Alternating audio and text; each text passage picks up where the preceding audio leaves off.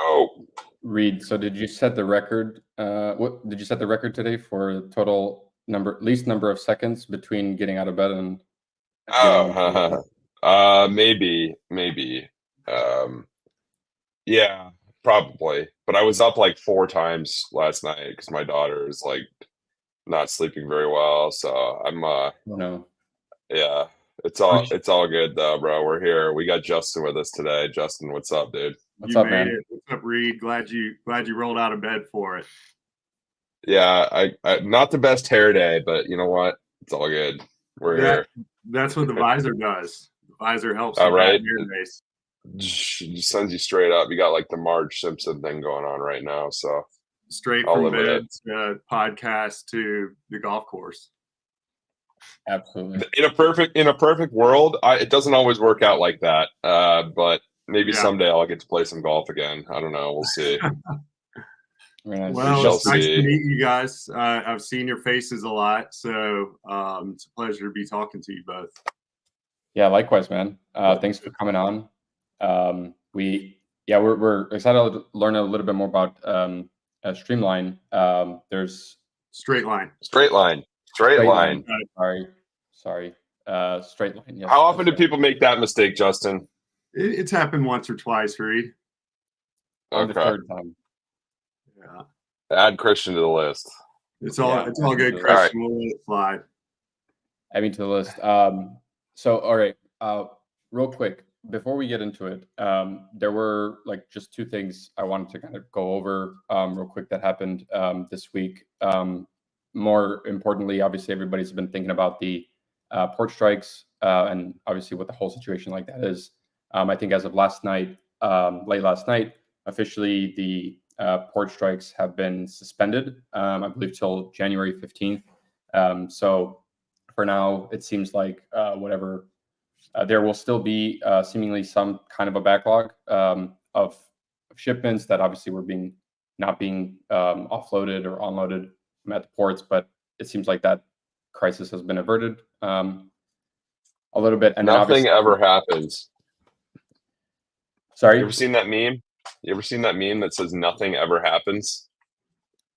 It's you just like there's all this commotion, there's all this hubbub, and then this like big dog union boss basically just ends it in like 2 days or 3 days or whatever.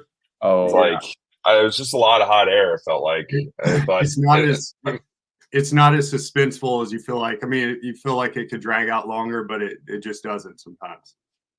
Yeah, you feel like it's going to be like a big movie type event, and then they just I guess in this situation they technically kick the can down the road a little bit. So maybe they'll figure it out.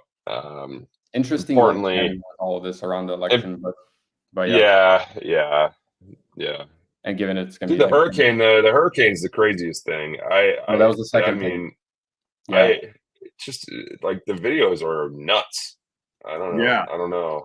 So a lot of water, a lot of wind, and I mean, like the Asheville area definitely took the brunt, but so did Florida. You know, it's just Asheville is so torn up. It's crazy. And they're not used to getting stuff. Like Florida's used to the hurricanes. I feel like Florida has like a very dialed in disaster response. Just because, are you in Florida, Justin? Negative. I'm in Bozeman, Montana. Oh, okay. So you weren't very close. You weren't very close to the hurricane. Hey, funny enough though.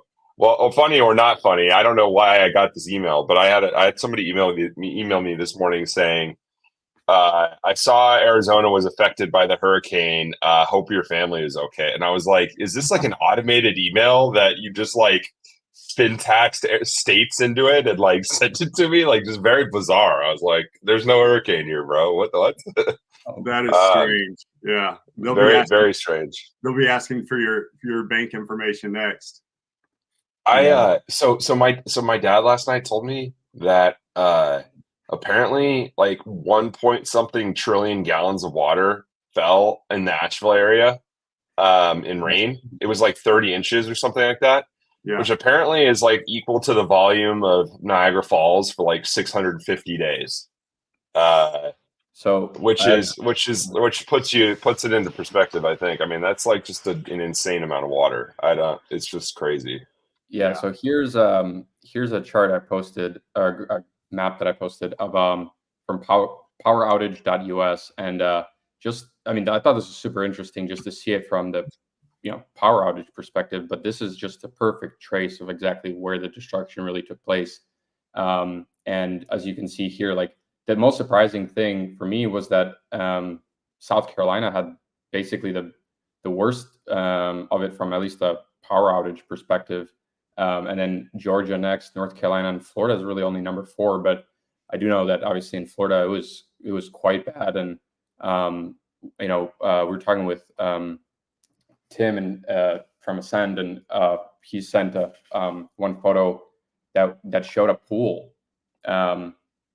completely to the surface, basically covered, in sand. There's just sand in the entire pool, and I was like, wow, this is not sand in the pool, man. I hate when that thing happens. Well, yeah, I mean, but a whole pool of sand was pretty crazy. And then you'd also see photos of, from the second story of a building, people having watermarks on their walls midway up, halfway up the wall, all halfway up the wall height. And if you just think about that, that's like, I mean, that is definitely the worst I think it's ever been. I don't know if you guys remember it worse than that. Well, I don't know. I mean, my only reference is, I mean, I was like 6 when Hurricane Katrina happened, I think. No, when was that? 2003? When was Hurricane Katrina? 2004, maybe? Something like that. 2005. We were all wrong. Okay, so I was 12. Never mind. All right, let's get into it. Shout out to all the shout out or thoughts with the hurricane victims. I mean, it's crazy. And last thing, actually, I wanted to mention is there's a post which we'll be sharing. We tried basically curating a bunch of resources for people to resource groups, people who are helping out with the hurricane relief. There's a post that I made on LinkedIn. I'll try to share it in the comments here. But if you know anybody who's either moving, goods down there, ideally, in a voluntary aspect, or ideally not sending money, like, because it seems like a lot of the videos I've been seeing, people are not asking for money. They're asking for resources like water, food, diapers, things for babies, formula. Then they just don't have like access to a lot of that as well. So if you can try to find that post on LinkedIn, I'll also put it into the comments here in a bit. But would greatly appreciate anybody's inclusion of resources, links of any kind, where people can go to really actually like help. Because that kind of just started with I was like, I don't really even know personally where to send things to. There's just random civilians just posting videos saying they need help, but no idea like how to actually help them. So if anybody knows any resources, please please reach out to me or Paul or Reed and let us know. So Joel. All right, Jason. Justin. Oh, Christian, get it together. Christian's on a roll, bro. He is on a roll. What are you gonna call me? I don't know, man. Did you just roll out of bed? I feel like it now. Damn. I'm sharp. I'm sharp right now. It's all good, man. I've gotten Jason a lot. Justin and Jason work together. As you can tell, I'm bad with names for sure. So, but Justin, give us the story, bro. What's going on? What's going on over there at Straightline? What's your story? Yeah, so my story in supply chain starts in 2006. I started my career then with a multi-generation family-owned global freight forwarder, pretty small but called Mallory Alexander. I spent about 5 years there. Learned like many of us, and probably I guess all of us in supply chain, we don't know shit from day one, basically, and we all learn. And so those 5 years there were tremendous, a tremendous learning experience for me. I spent time not only in brokerage with Mallory, but I spent time in their 3PL. They have a footprint of warehouses around the country and a lot of port areas. So I was exposed to third-party warehousing at that early part of my career, but also global freight forwarding, ocean freight, air freight, customs brokerage.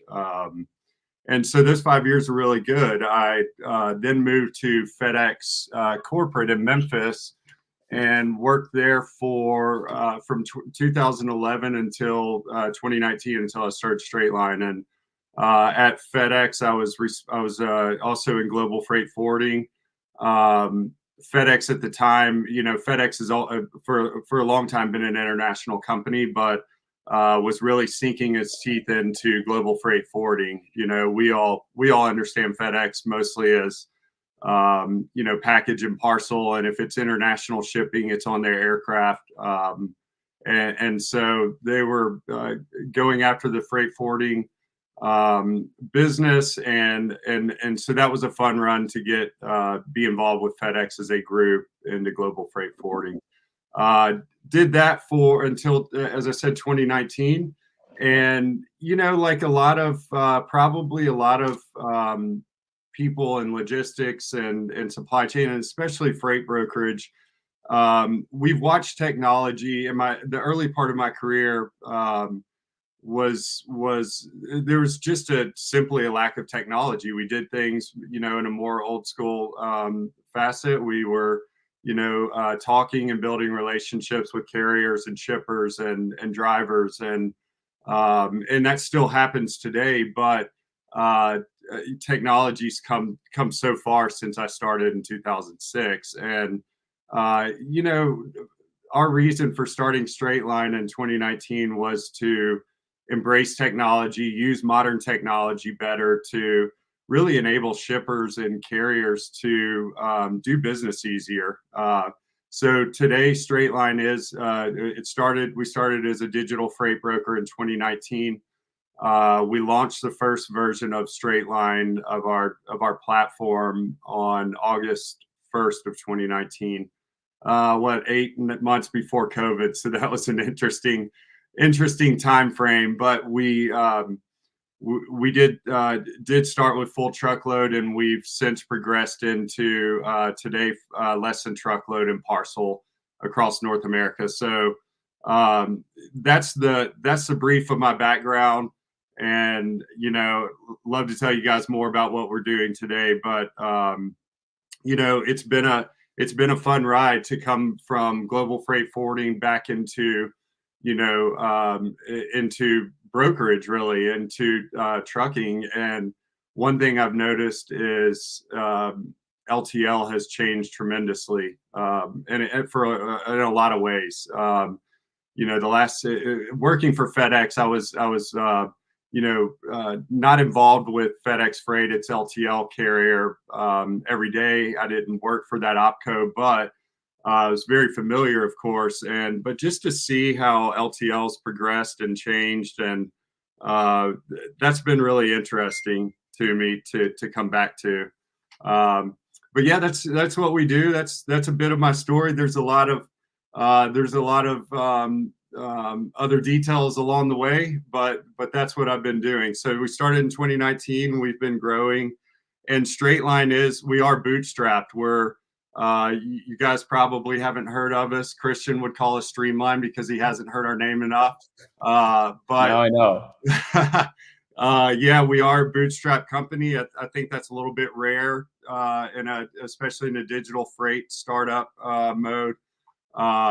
That's been rewarding. It's also been humbling, that approach of building a business. There's not really many bootstrap digital freight brokerages, I don't think. I don't think so either, Reed. And we've another unique thing about us is we do build 100% of our software in-house from day one. And our CTO, Bo, is based in Nashville.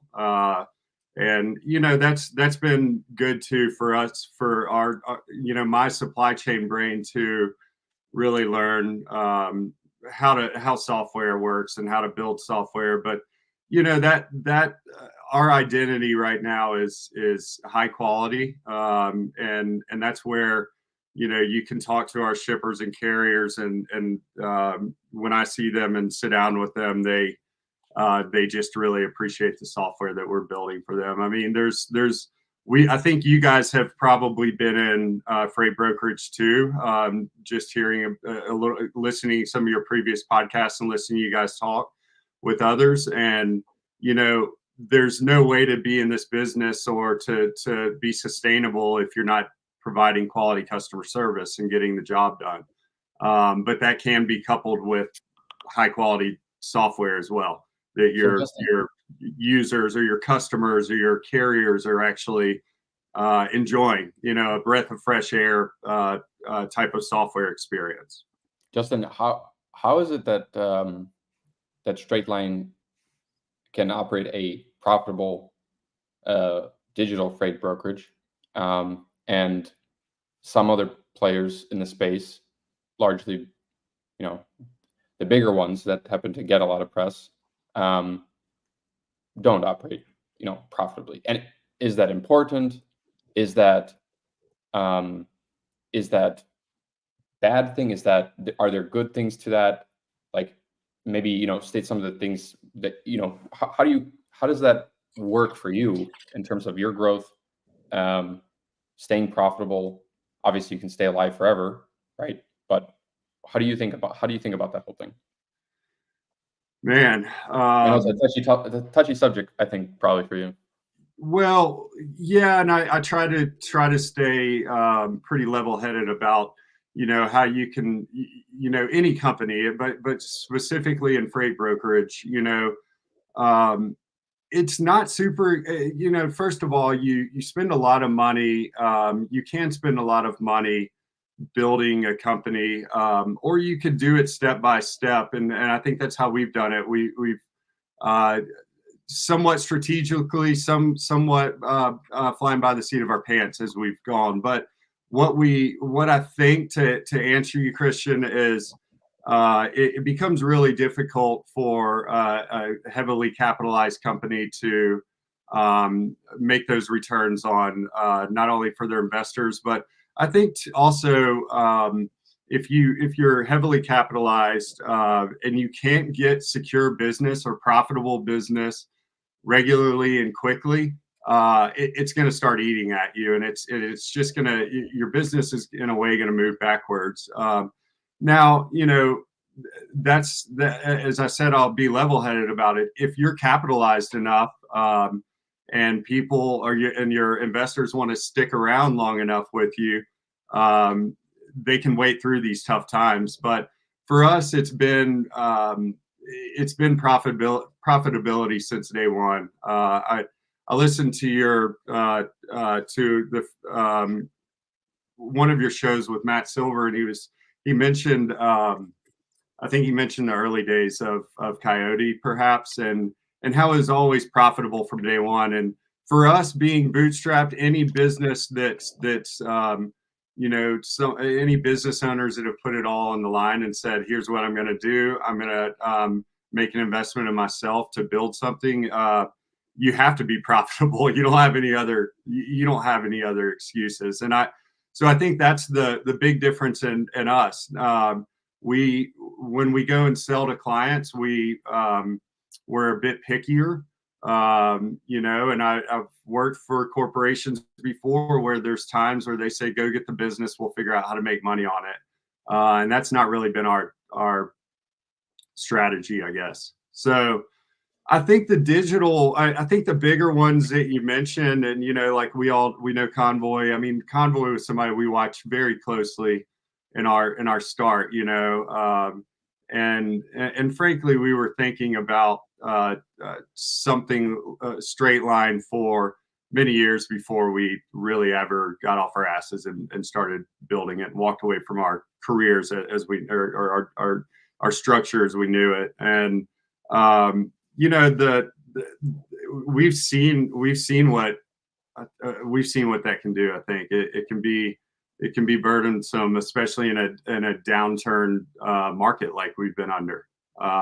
So I hope that answers you, man. Yeah, no, it does. I think there's, I mean, I've heard and learned about, the varying different business model strategies that companies have pursued, and you know, I think it's heavily based on what you said. If it depends on how you're capitalized, right, and if your investors are signing up for a very long payback period. And if that's the case, then maybe you can do certain things that other companies potentially maybe couldn't be able to do, right? But we did see this. You mean like take tons of freight that's not profitable and use it to gain Precisely. market share and distort the entire market? Yeah, you're right.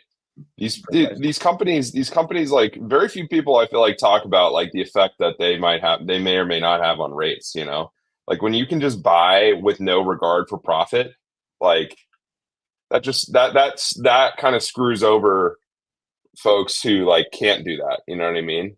So And that's a does real it screw over- strategy. I mean, does it screw over people other do. brokers? Does it screw over other brokers, or do it? Yeah, sure, sure. Or carriers? Because It does. Ask Justin. I think it does. I mean, if you think about how it has, if you think on just the first layer of how it complicates the industry or the market is there's a price there's now this benchmark, shippers typically always drive the market. I mean, we know carriers and drivers do as well, but shippers really indicate where the price is going to be, and what they're willing to pay is kind of what it is. So if there are these behemoth heavily capitalized brokers that are going in and buying business, as you would call it, they're going to go under that, maybe even that baseline or that benchmark. And yeah, and so then it starts having, you have rate deterioration, and now there's this playing field that's been set, and it's not realistic. So it's hard to compete with that, for one. I think is what Reed's saying for most most others. And then it's just not sustainable for the company that actually sold it. It never has been, it never will be. If you can't make money in a business, whether it's a popsicle stand or a freight brokerage, then it's not gonna be sustainable. Yeah, I mean and that's a real strategy. And obviously they probably had that on some deck somewhere, at some point where they were just like, Uber Freight has access, to a lot of funding and a large parent organization that probably makes the profit motive not as necessary. And then all the other ones just raise a bunch of capital. So it's like, it's definitely just part of the playbook. Take a bunch of freight, figure it out after the fact, and just hope you can make it profitable. I'm curious, like, Totally. On your guys' side, like, you're obviously, if you're building a bunch of tech, you're obviously having to invest in that. Like, what's been like, has that how have you guys had to go out and sell, versus like Convoy, like, or one of these more capitalized organizations? Like, how has that process been? Yeah, it's so selling. Selling is first of all, my co-founder and I, Daniel, and I have had a lot of success as full-time salespeople and supply chain, and so we've had contacts but selling Straightline has always been platform first. It's always been, if we can get in front of a shipper or any types of shippers and host demos for them, our not only our expertise but our software typically yields high results, and that's what we go for. And it's been, as we've grown, also we've had more word of mouth, what I would consider maybe organic sales, and that's been really nice to see. So to answer you, Reed, we've been able to carry relationships into Straightline since 2019. past business relationships. But now selling and selling for the last few years, since 2022, when the industry started to go downward, we just hang on to good work, and that's where some of that those organic customer opportunities start to materialize. And I think there's I think staying power and staying in business, and it means so much too. Like our 5th year in business now versus our 2nd year means so much. It's so much different, and it gives you street cred, if you will, as a business. And so it's, for us, it's just now we're starting to get out there. We were like in stealth mode, but we didn't mean to be in stealth mode for a while. We were just out there working and building our business, building the software as we're growing, and that will always continue as far as I can see. Mm-hmm. Yeah. So Question. how would you say the digital freight brokerage landscape, when you think about it from a business owner perspective, do you see there being lots of different digital freight brokerages? And essentially, I guess you could, the way I kind of sometimes think about it is that they're all, that they are markets or market. I mean, they are marketplaces, but I look at it in the same way as like in the financial world, there's the commodity exchanges, for example, like Chicago Mercantile Exchange. There's the ICE down in Atlanta, and then everybody goes and kind of trades there, right? Do you see that being? How do you see that playing out over the longer horizon? Like, is there consolidation of these platforms? Is there many small platforms, a few big ones? How do you think about it? Man, it's a deep question. I do think I think there's probably consolidation in the future. As a digital freight broker, this isn't a new concept anymore by any means, and I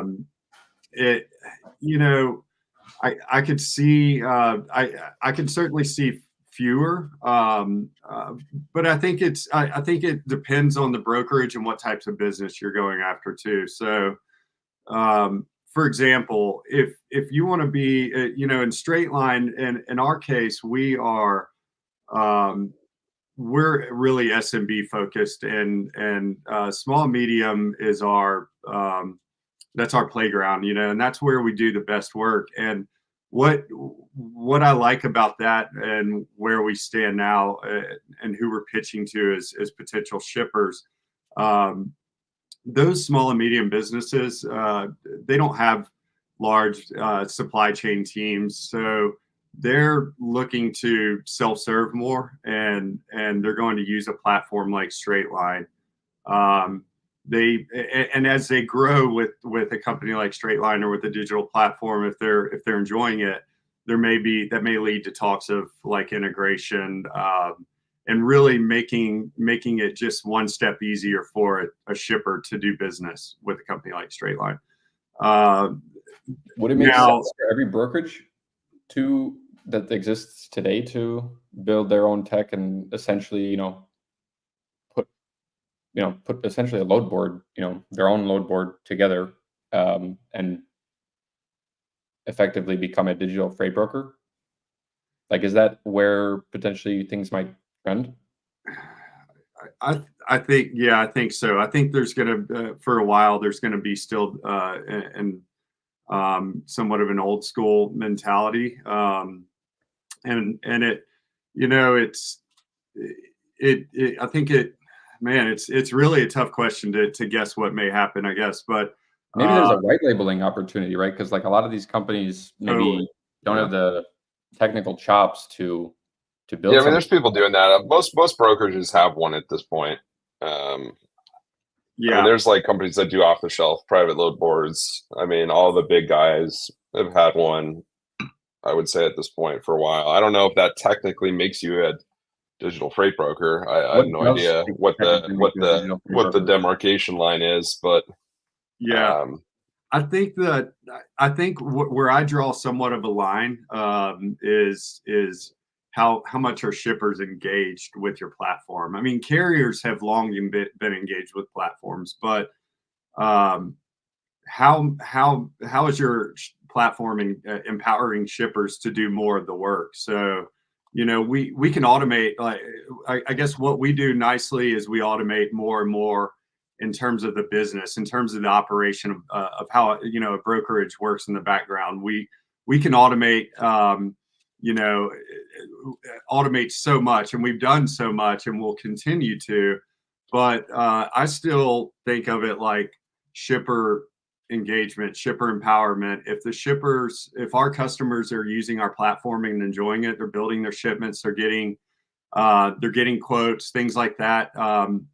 That's a step, in my opinion, that's a step in the right direction. If we're in the office here building our customers' shipments every day, then that's not the design that we've intended. And I think that's where I draw the line. You guys have worked. You've both worked in brokerage, right? And I think I've personally not. I've actually been on the asset side.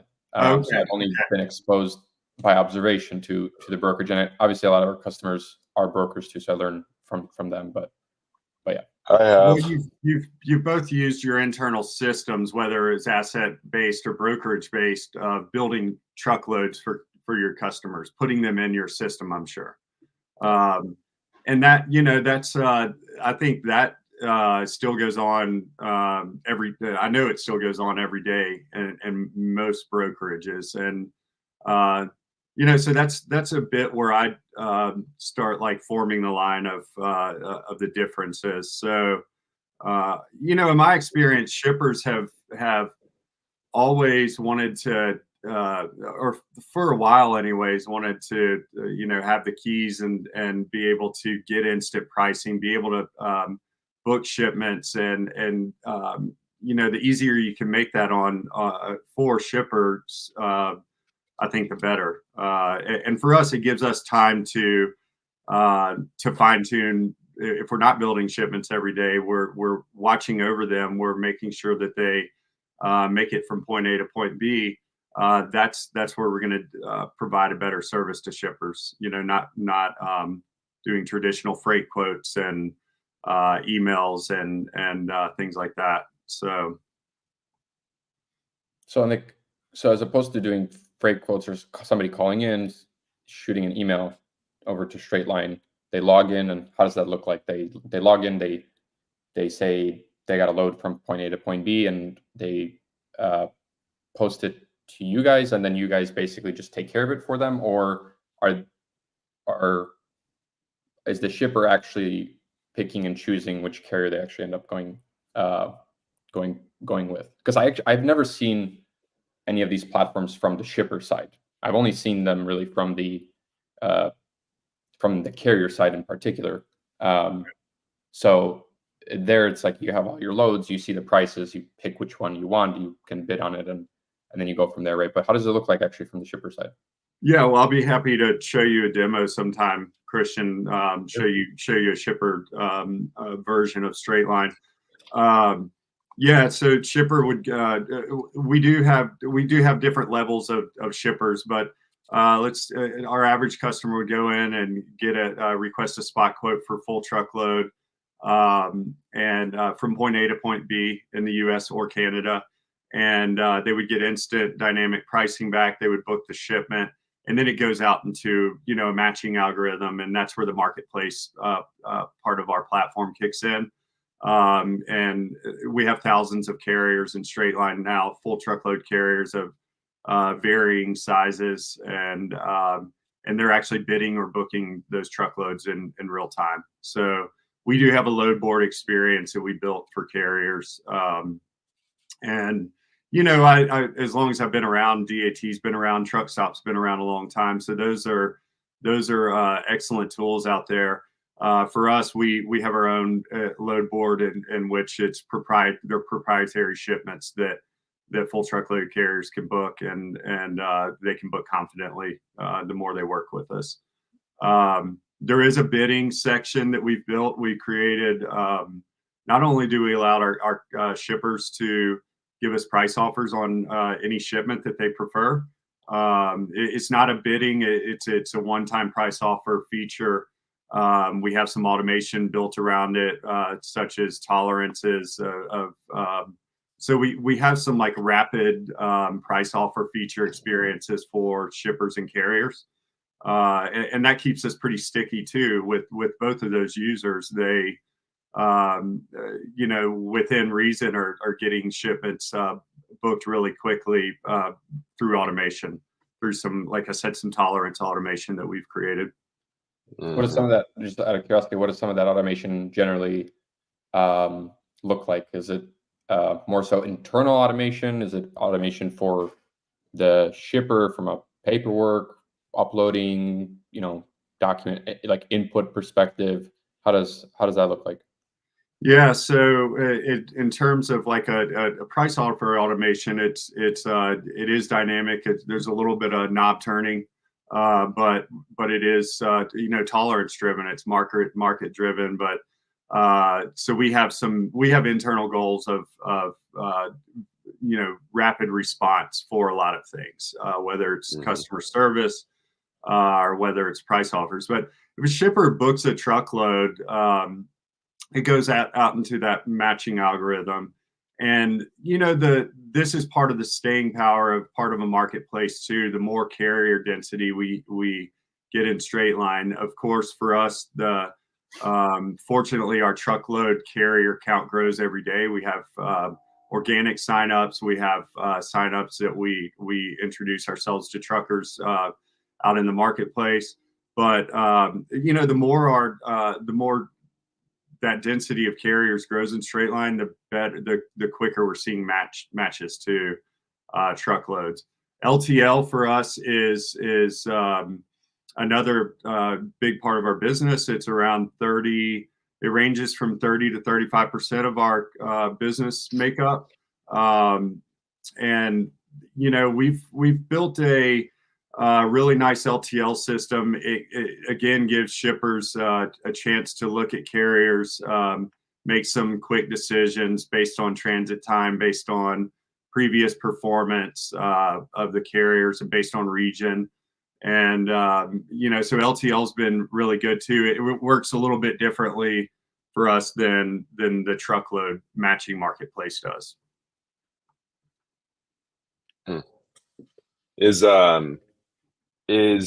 One of the issues, so when I worked at Echo, and I was there when they rolled out their app and their kind of internal load board and all that stuff. And so they were heavily, relying on the reps to go out and get their carriers to use these tools. And it was always kind of a struggle because the carriers tended to be used to, just picking up the phone and calling you and wanting that immediate response. And especially because you couldn't bid. I don't know if this has changed, but you couldn't, there's no bidding functionality. So you could just see a rate and book it if you wanted to. But as anyone who's worked in brokerage knows, carriers basically never accept the first rate. So they want to call and try to squeeze some more out of you. Naturally, I would do the same. And so that just made it difficult to get adoption. So I'm curious, how have you found getting carrier adoption, on your own kind of, on your own software? Yeah, man, that is such a you hit on a lot of things. Carrier adoption is it's actually been easier than I expected it would be. In our first before we launched, actually we went and visited 20 to 30 carriers, sat down with them. We got some pretty good intel even in 2019 from carriers from just those meetings of sitting down, and they already in 2019 had what I would call app fatigue. There was an app for this, an app for that, and everybody wanted them to use their app, whether it's tracking or whether it was booking. So yeah, dude, it was totally understand that. I think the carrier adoption came easier for us. with truckloads. And when you have the volume, carriers will come. That we all know that if you have volume, you have good freight, carriers will attract to you. And that's been the best. I guess the easiest part for us. Now there's a difference in carrier adoption and them signing up in Straightline and booking truckloads to actually using it every day, or to getting some consistency or stickiness with carriers. So for us, what has stood out the most is, man, I can tell you hundreds and hundreds of carriers have told me or us that that Straightline's platform is the best thing that they've seen, that the best user experience they've had. So we're on carrier version. I think we're on carrier version 2 now. So when we start building carrier version 3, we already have some excellent ideas. We've learned a tremendous amount in this version 2 of what we can do better for carriers. And I think that's a lot of it, Reed, is like just making it simple. And then, having the freight brings carriers to us. And yeah. That's really all that matters at the end of the day. It is. I mean, you don't want a shitty experience, but like if the experience is good and you have freight, and that's how carriers get it, then they'll come back. That's right. I mean, and you also because I mean you're probably able to be a lot more selective about what freight you do take, because you do have the profit motive, right? And you are concerned about that because you have to be. And so maybe that leads to less like crap on the board. And so when carriers go on there, because carriers I feel like tend to get they tend to see like crap and just kind of throw baby out with the bathwater when it comes to apps like that. Like I always had that was something I always struggle with. The carrier goes on there and they scroll once for 20 seconds and see nothing but shitty loads, then they're usually they're out. Yeah. So yeah. I'm curious though, a lot of the gurus out there will say, oh, you got to decide if you're a brokerage or a tech company, and you can't be both, and yada yada. And I've never really actually believed that at all. I think I don't believe that, and you guys have obviously kind of shirked that way of thinking. So I'm curious, kind of how you think about that. Yeah, man, that's I've heard that too, and how of course I'm biased on that, but something we said since our early days of Straightline that would probably sum it up for us is Straightline's a company that leads with technology and finishes with supply chain expertise. So I think there can be both. And obviously we're proving that. We've seen a lot of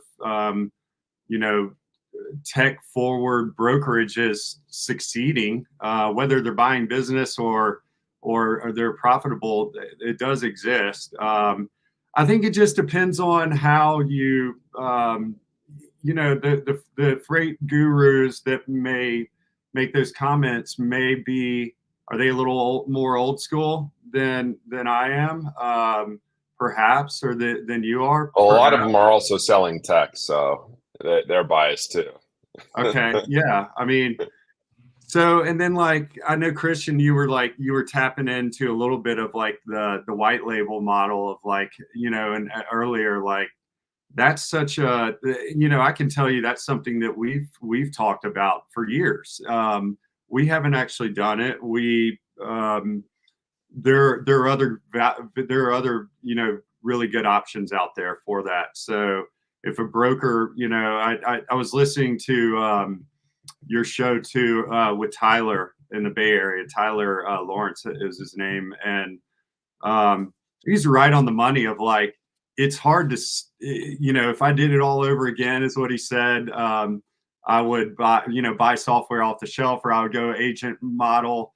And back in 2019, of course, I never heard that, but I just like we were set to build something that was that was appropriate for shippers to give them a better experience. And you know, I mean, it works. Like there's not, our shippers are coming and booking shipments and really controlling their supply chain using Straightline while it's a marketplace, using it like their TMS every day. So, man, it's like, I understand where that comment comes from. But I think it's 2024, and technology should be embraced. Yeah. I don't disagree. And there's so much automation that you can build behind the scenes that, I can tell you, somebody that opened a freight brokerage 20 years ago would have loved having the automation. I mean, if you're looking at that and you say, wow, I could have done, the work with one person of 5 people 20 years ago, of 3 to 5 people, that's impressive, And I will say our shipment yield and we're very lean, and yet growing year over year, but we get a hell of a lot done because of automation. We get our business it's impressive, really. How would you say your like organization structure, like how you handle, like, do you have carrier reps? Do you have customer reps? Do you split it like that? Like, what does the structure of like the organization look like in that sense? Yeah, so our platform is what I would call it, or marketplaces we've used is 4 apps now. It's a shipper-facing app. It's a carrier-facing app. It's the third is our admin, our team app where we're working every day. And then fourth is a driver phone app where drivers on full truckloads are able to make status updates, see all their shipment information, track, enable tracking, enable location, things like that. So 4 apps make our platform. And we're structured, not unlike like when you would have worked at Echo, in terms of, we have an operations manager, operations team under her, and then we have our back office things like accounting. And the one thing that we are doing that will change for us is probably the next year or so is starting to build a sales force, build out a sales team, starting probably with a high caliber salesperson. But so far, my partner Daniel and I have done 100% of our sales, and but I want to start handing that over to very capable salespeople too. But that's how our structure works, Reed. And the reason I'm able to sit in Bozeman, Montana, and you guys are probably like, well, that's not a freight marketplace, that's not a freight capital, is because we're all remote. We started our 2019, and the first part of 2020, we were until COVID, effectively, we were in an office downtown Memphis. And we, like everybody, we're like, we pulled back from that in March of 2020 and started working from home. And it's basically that's what we've adopted. And so our team, or my team, is all over spread around the country right now, spread around the U.S. What so you not really had many or any salespeople this whole time? Negative. We've done it. We've not had hired a salesperson yet. So that's pretty cool. So most of your business has been either through referral or like folks who have seen your stuff out there, and maybe folks you've had conversations with. Yeah, 100%. Yeah, I mean, we focused on industries which helps us, infiltrate certain types of industries. Whether it's sporting goods, outdoor clothing, apparel, or whether it's things like fuel or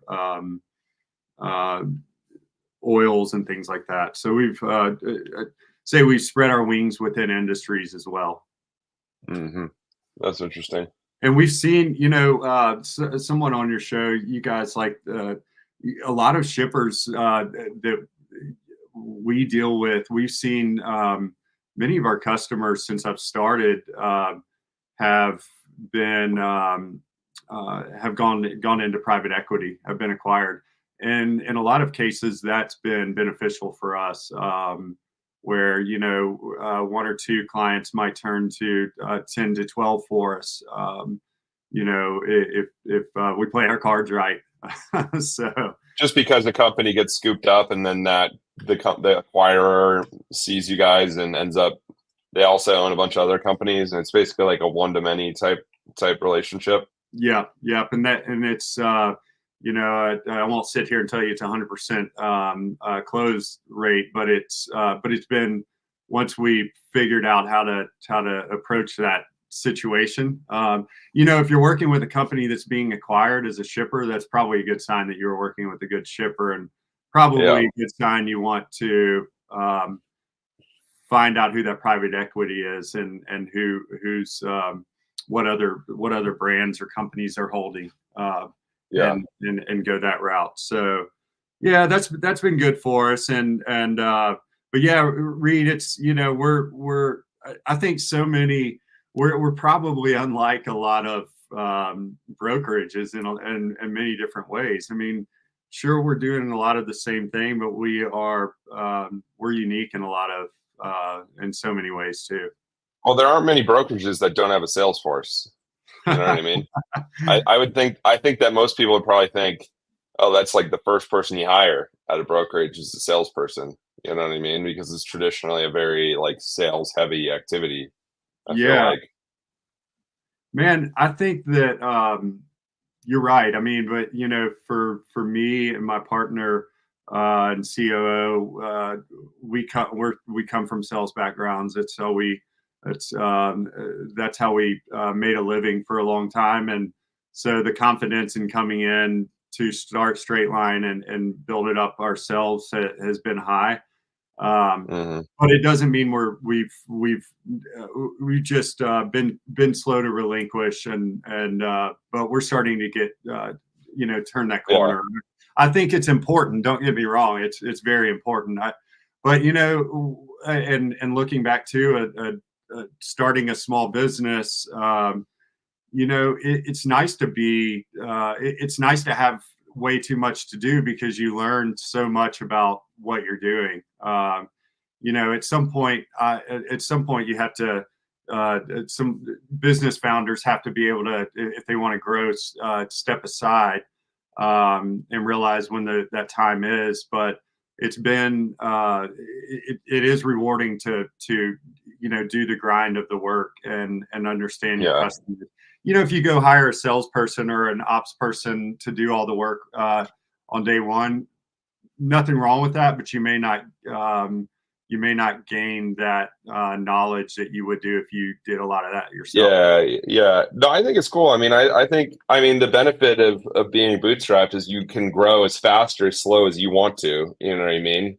Yeah. You have no one breathing down your neck being like, grow at all costs. You need to hit, XYZ metrics and all that stuff. Right. So you can pick and choose how you want to do things. And as long as, and you can ignore all the rules, hiring salespeople, not building tech, buying tech, yada, yada. You can ignore all that and just be like, okay, like, as long as we can make it work, it doesn't really matter what the heck we do, Yeah. Absolutely. Cool. Justin, it was really great meeting you. All the best of luck with Straightline. Thank you for coming on. This was, I learned a decent amount. I would love to get a demo of Straightline sometime, especially from the shipper side. That would be pretty cool to see. And maybe we can record that and find a way to get that out. But Reed, I don't know if you got any final closing yeah, I mean, if you ever, Justin, if you ever wanted to come do a demo and on my, I do like a little tech event on Tuesday nights. We can do that. Would love to see it. That'd be cool. Okay, that's cool. What is that, Reed? What do you do? I don't know if you know what Discord is, but it's basically like Slack, but not Slack. And I've got, I don't know how many people, 1,500 or so people, freight people in one. And on Tuesday nights, we do like, we call it Tech Pro Tuesday. And usually we'll have one or two demo companies come in and demo every Tuesday night. Okay. And I've been doing that for, I don't know how long, over a year. We've got some good, we got Matt Silver. We got Cargado next Tuesday for the folks listening. And then, yeah, so yeah, good little friendly community. Mostly tech folks. I don't know how many customers you'll get from it, but like, it's cool. It's cool to learn, and people like sharing knowledge and sharing ideas and stuff like that. Yeah, man, we're quite seasoned on demos. So I'm sure you are. Be happy to do it. You just let me know when a good time will be. Cool. I'll shoot you a message. Awesome, Justin. Thanks so much again. Okay, guys. Everybody, thanks for tuning in. We will see you next week. And I'll say one thing: keep up the good work. I've enjoyed what you guys are doing here. So awesome. Thanks for that. Thanks so much, Justin. Nice. See you later, Justin. Good meeting you. Yeah, you too.